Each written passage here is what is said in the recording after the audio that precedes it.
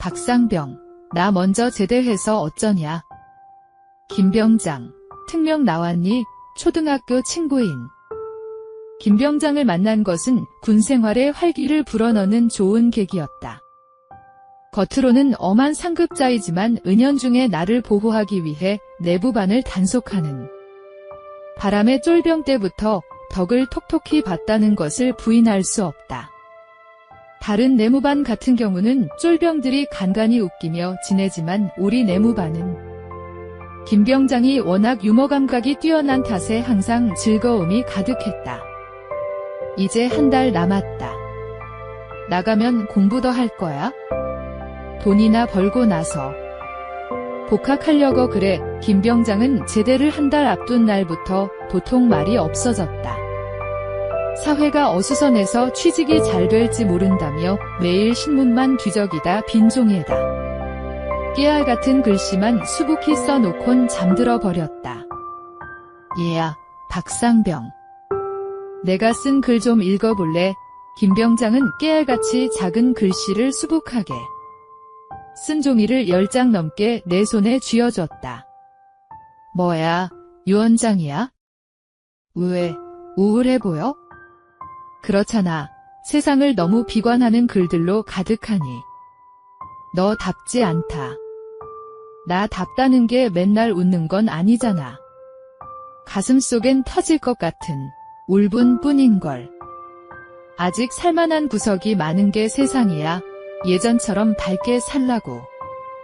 짜쓰기, 갈참 병장을 가르치려 하네. 며칠 뒤 김병장은 취직 자리를 알아보겠다며 중대장에게 졸라대서 일주일간의 특박 명령을 받아왔다. 얘야, 박상병. 나 특박 휴가 나왔는데 집에 좀 다녀올게. 김병장. 내일 모레 제대인데 특박은 뭐 하러 받았냐? 능력이지 짜스가. 그렇긴 하다만 갈참한테 뭔 일 시킨다고 엉덩이 빼고. 지랄이냐? 박상병, 찍소리하지 말고 미자 연락처 좀 가르쳐줘. 미자. 난 몰라. 식기, 왜 있잖아. 김미자. 얼굴 곱상했던 얘 말야. 네 친구. 아, 걘 왜? 내가 찜했단 말야. 제대하기 전에 군복 입고 폼 좀 잡고.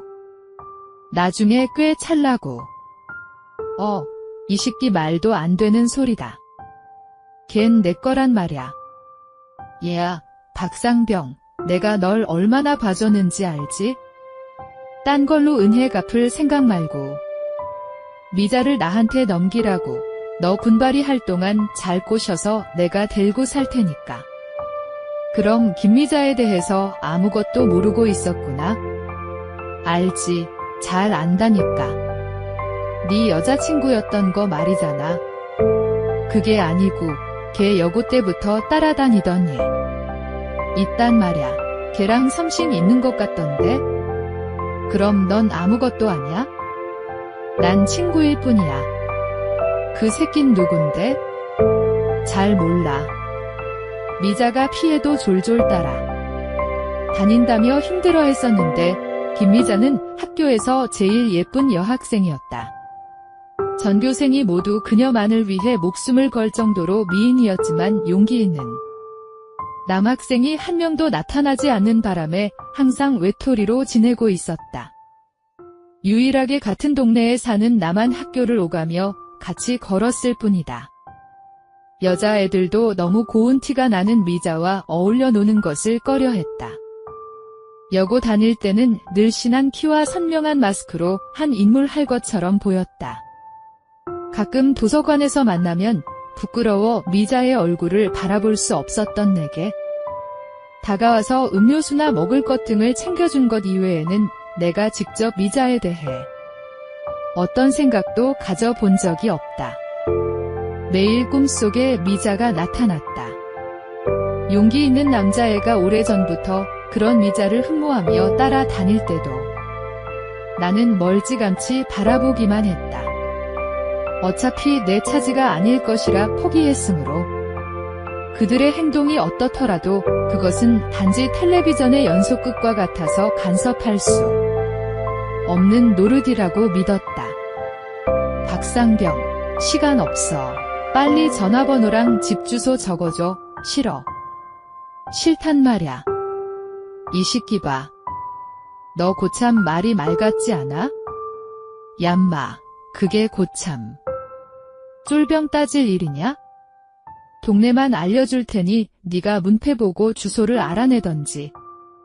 김 병장이 마지막 특별 휴가를 떠난 후 미자에 대한 그리움이 복받쳐 올랐다.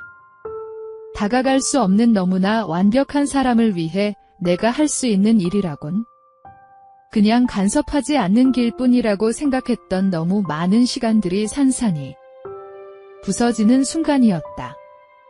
적어도 김 병장에게 미자를 넘겨야 한다면 남자로서 참을 수 없는 일이라고 생각됐다. 내무반 문을 걸어 잠그고 담배 한 대를 피웠다. 니코틴이 끈적하게 목을 넘어올 때 지난 시간이 문득 뿜어낸 담배 연기와 함께 다가왔다. 미자야, 그 애가 싫다며 놔두는 이유가 뭐니? 상무야, 너도 알잖아. 난 친구라곤 너밖에 없이 외로웠단 말야.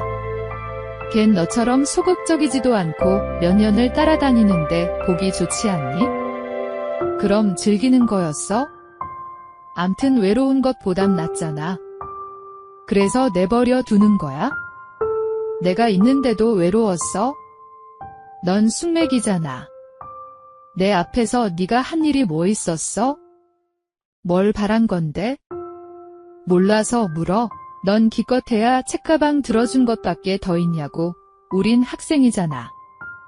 가방 들어주는 것보다 더 큰일이 뭐 있어. 어휴, 바보. 밤늦게 도서실에서 집에 가려면 무서운 돌담길이 있었다. 항상 그 돌담길을 걸을 때면 미자와 함께했다. 집에서도 그런 두 사람을 염려하거나 말리지는 않았다.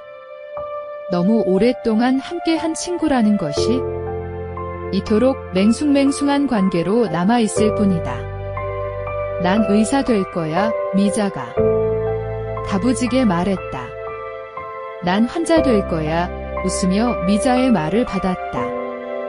대학생이 되면서 두 사람의 만남은 자연스러워졌다. MT라는 명분으로 자연스럽게 외박을 할 수도 있었다. 상무야, 넌 친구도 많은데 난 친구라곤 너밖에 없는지 몰라?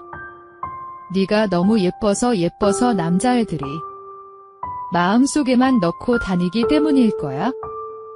이러다 난 너밖에 없게 되는 거? 아닐까? 그딴 소리 하지 마. 난 너를 지켜줄 수 없게 될까봐 걱정이. 태산이다. 외딴 오지에는 두 사람만이 있었다. 우리 어른 됐으니까 해도 될까? 미자가 물었다. 마을로 내려가니 민가에선 불빛이 하나 둘 켜지고 있었다. 흑담집 쌀이 문을 열고 들어서니 아주머니가 무슨 일이냐고 묻었다. 방 하나만 쓸 수 있냐고 물으니 문간방을 부지런히 비워주고 뜨끈뜨끈하게 군부를 지폈다. 처음으로 두 사람이 낯선 한 방에 같이 앉았다. 할 얘기가 많을 듯 했는데 막상 마주 앉으니 서로가 서먹할 뿐이었다. 팔 하나를 들어 미자의 어깨 위에 걸치고 살짝 잡아당기니 힘없이 무너져 내린다. 상무야, 나에게 너의 흔적을 남겨줘. 영원히 사랑할 것을 맹세하며 밤을 지냈다. 그런 후 군대에 간다는 말에 미자의 눈물은 말을 틈도 없이 흘러내렸다. 고무신 거꾸로 신지마. 기차에 몸을 실으며 한 말은 그것뿐이었다. 처음 몇 달 동안은 편지가 오더니 점차 횟수가 줄었다. 벌써 미자로부터 편지 받지 못한 날이 6개월도 넘는다. 김 병장이 미자를 찾을 것인가? 모든 남자들이 만나고 싶은 여자를 가슴속에 묻고 살았을 텐데 나 없는 사이에 다른 남자와 만나는 것은 아닌가? 하는 불안감에 또 한 개피의 담배를 입에 물었다. 며칠 동안 뒤숭숭한 꿈만 꿔진다. 설마 미자가 김병장과 사귈 일은 없겠지만 제대를 며칠 앞두고 특파까지 나간 놈의 속셈을 알 수가 없어서 불안했다. 중대장님, 저 집에 급한 일이 생겼다고 연락 왔어요. 무슨 일인데? 모르겠습니다. 어지간하면 연락 않는 분들인데 어떡하라고? 외박증 좀 끊어주세요. 하루면 될 일인가? 후다닥 다녀오겠습니다. 알았어. 무사히 다녀오라고 군수가 쫄병이 잠든 사이에 권총 하나를 집어넣었다. 위병소는 워낙 친한 애들이라서 외박 나간다니 축하한다며 인사까지 한다. 집에 가는 차에 몸을 실었다. 가슴속에 깊이 감춰둔 권총이 차갑게 살에 박혔다. 미자의 방에 아직 불이 켜지지 않을 걸로 봐선 기다리면 만날 수 있을 것 같았다. 눈이 빠지게 미자가 돌아올 시간만을 기다렸다. 김병장, 너 왜 그래? 이러지 마. 미자의 목소리가 나지막히 들렸다. 김병장은 특박 일주일이 다 끝날 무렵에야 미자를 만날 수 있었던 것 같다. 상무, 그놈 죽여버릴 거니까 잊어버려. 가슴에서 권총을 꺼내 들었다. 숨죽이며 엉켜붙은 두 사람이 떨어질 때만을 기다리며 조준하고 있었다. 순간 김병장이 미자의 힘에 의해 떠밀려지고 두 사람 사이는 한 발짝 떨어졌다. 정확히 한 발의 총알이 김병장의 머리에 박혀버렸다. 김병장이 써내려간 유서 같은 글을 읽지만 않았다면 나는 이런 행동을 할 엄두도 나지 않았을 것이다.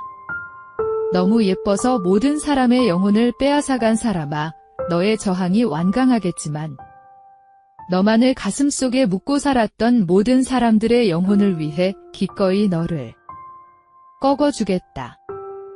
다가설 수 없는 너를 위해 수많은 사람들이 애간장을 녹였던 죄값으로 너를 꺾어버리겠다. 그것은 내가 해야 할 마지막 임무이며 불쌍한 친구들을 위로하는 방편이다. 경찰이 출동하고 헌병대로 이첩된 나는 김병장의 유언장 같은 마지막 편지로 인한 살해 동기를 갖게 된 점이 정상 참작되어 무기징역을 선고받았다. 감옥에도 시계는 돌아간다. 하지만 시계바퀴의 트랙이 멈추지 않는 한 감옥을 벗어날 가능성은 전혀 없다. 많은 사람들의 애간장을 녹였던 아름다움을 소유한 미자는 그 충격으로 성직자가 되었다.